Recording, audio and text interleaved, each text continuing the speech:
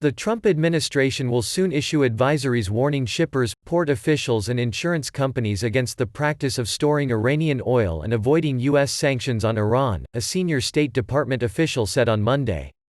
"We will target and designate anybody that stores Iranian oil, petrochemicals or refined petroleum in violation of U.S. sanctions, no matter where they are," said David Payman, the Deputy Assistant Secretary of State for Counter-Threat Finance and Sanctions.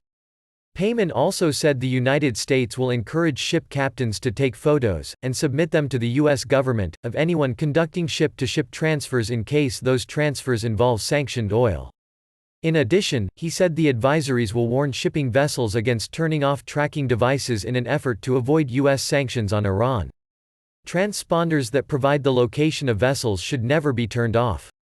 If they are, that presents a risk that requires heightened diligence.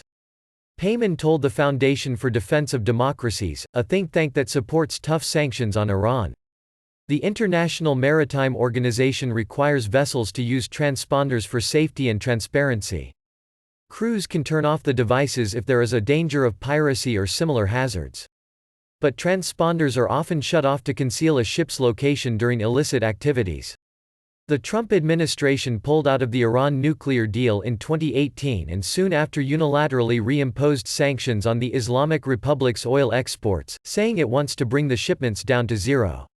Iran says its nuclear program is for peaceful purposes. Despite the sanctions, China still imports Iranian oil. The Trump administration imposed sanctions on September 25 last year on units of Chinese shipper COSCO for transporting the blacklisted crude.